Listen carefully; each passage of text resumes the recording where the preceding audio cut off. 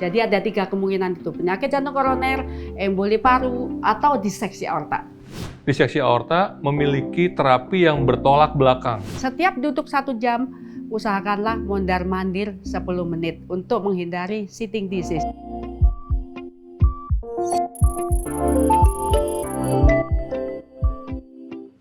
Halo semuanya, apa kabar? Semoga selalu dalam keadaan sehat. Dalam rangka memperingati Hari Jantung Sedunia, perkenalkan saya Dr. Vina Bawimbang akan berbincang dengan narasumbernya yaitu Dr. Antonia Anna Lukito, spesialis jantung dan pembuluh darah, dan Dr. Diki Aligeri Wartono, spesialis bedah jantung dari Siloam Hospital Lipo Village. Kita akan berbincang-bincang mengenai seputar kesehatan jantung, terus tindakan-tindakan apa yang dilakukan dalam organ jantung ini. Dok, penyakit jantung itu umumnya orang tahu hanya menyerang orang-orang usia lanjut saja. Ya. Apakah kita yang masih muda ini punya resiko lebih rendah dibandingkan yang sudah berumur? Kalau kita amati, sekarang penyakit jantung lebih bergeser ke usia yang lebih muda, terutama sekitar 30 hingga 40 tahun. Kenapa demikian? Karena mereka sangat fokus terhadap pekerjaan, sehingga melalaikan waktu untuk beristirahat, waktu untuk berolahraga. Itu membuat mereka menjadi manusia yang non-aktif. Gejala-gejala apa sih yang ditunjukkan pada orang-orang dengan penyakit jantung ini, dok? Pasien yang mulai serangan jantung, yang benar-benar serangan jantung, itu biasanya saat beraktivitas mereka merasakan ada rasa dada tidak nyaman dan rasa lebih capek daripada biasanya atau seharusnya. Dan juga kadang-kadang seperti dada tertekan atau deg-degan atau rasa sesak. Saat seseorang merasakan nyeri dada atau memang terserang penyakit jantung, pertolongan seperti apa yang harus dilakukan oleh orang-orang yang ada di sekitarnya, dok? Usaha pertama kita adalah kita menenangkan orang tersebut, teman kita menyandarkan ke kursi atau sofa dalam posisi yang rileks dan setengah duduk. Kemudian kita mencoba bertanya apakah mempunyai obat jantung. Tetapi kalau seorang ini masih muda, benar-benar belum ada, itu biasanya kita anjurkan adalah pemberian aspirin.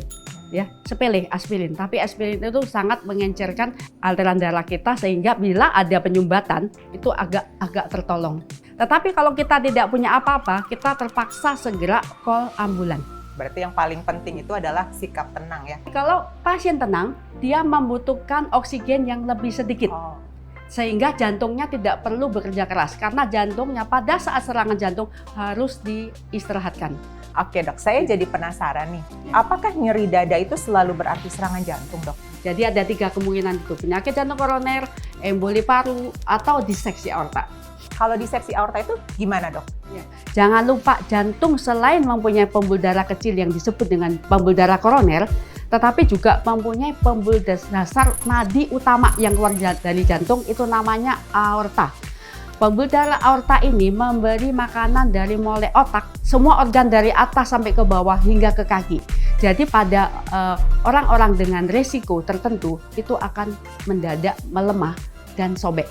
Berarti kalau diseksi aorta ini kita boleh tanya dokter Diki ya, jenis-jenis tindakan apa saja sih, dok, yang bisa dilakukan pada jantung itu sendiri, dok? Yang kita semua tahu, basicnya anatomi itu ada jantung koroner, ada ototnya, kemudian di dalamnya ada katup jantung. Jadi tentunya operasi pada jantung, 1 bypass untuk penyakit jantung koroner. Kedua, penggantian katup untuk jantungnya yang katupnya bermasalah. Entah itu nggak bisa membuka, atau itu nggak bisa menutup, atau nggak bisa membuka dan menutup. Yang ketiga, pada otot jantungnya. Kalau dia otot jantungnya nggak berfungsi, atau dia ada gangguan irama, kita bisa jenis-jenis operasi untuk mengatasi kelainan itu. Dan juga yang terakhir, tadi disebutkan operasi di pembuluh darah utama, di aorta. Kita bisa ganti, atau kita bisa repair, kita bisa perbaiki untuk mencegah kematian tentunya. Sebelumnya penting sekali ketahui kenapa diseksi aorta itu penting. Karena dibanding 2 penyakit lainnya, diseksi aorta memiliki terapi yang bertolak belakang. Misalnya pasien datang dengan sakit dada, nyeri dada. Terus dalam tanda kutip dia berasumsi, oh saya serangan jantung, saya harus obatnya ini. Ternyata sebenarnya dia tuh diseksi aorta sebenarnya. Obatnya tuh salah. Bahkan itu kontraindikasi dan bikin membahayakan nyawanya dia. Pasien yang datang ke kita pada umumnya sudah ada komplikasi. Misalnya 1, udah robek pecah. Yang kedua, katupnya udah ada masalah. Yang ketiga, koronernya udah ada masalah. Jadi kita bisa operasi macam-macam. Bisa kita ganti aortanya aja, atau bisa kita ganti katupnya dan aortanya, atau kita bisa ganti aortanya, katupnya, dan koronernya pada saat yang bersamaan. Semakin banyak yang kita lakukan, tentunya semakin kompleks, dan resikonya semakin tinggi. Sayangnya, justru tindakan yang semakin kompleks itu yang paling banyak kita kerjakan. Saya pernah mendengar istilah bental. Bental itu pada tindakan aorta kah, Dok? Yang itu tadi saya bilang, aortanya diganti, koronernya direimplantasi, kemudian katupnya kita ganti. Gitu. Jadi 3 tindakan dalam satu timing prosedur. Menurut dokter, bisa nggak sih aorta itu tidak dioperasi? Kita bisa lakukan tindakan namanya TEVAR, Thoracic Endovascular Aortic Repair. Mungkin analoginya kayak ring jantung, ring koroner, tapi kita pasang di dalam aorta sehingga melindungi aorta supaya nggak pecah.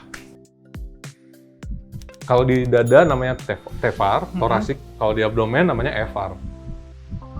Dok, ada pesan nggak, Dok, untuk masyarakat Indonesia supaya bisa menjalani hidup yang lebih sehat dalam rangka Hari Jantung Sedunia ini?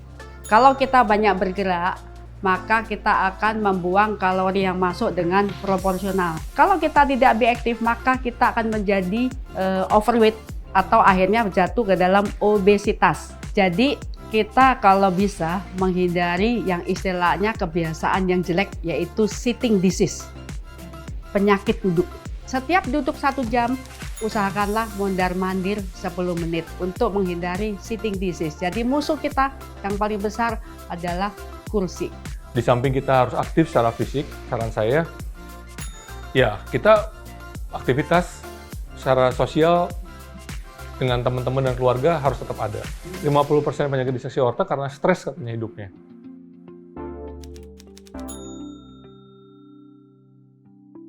Masyarakat Indonesia, coba didengarkan supaya kita sehat, supaya gaya hidup kita berubah, be aktif, jangan stres, punya balancing life di dalam kehidupan ini.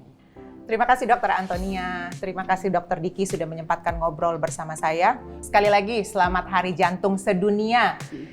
Jangan lupa ditonton video-video lanjutan dari Siloam Hospitals. Selamat Hari Jantung Sedunia!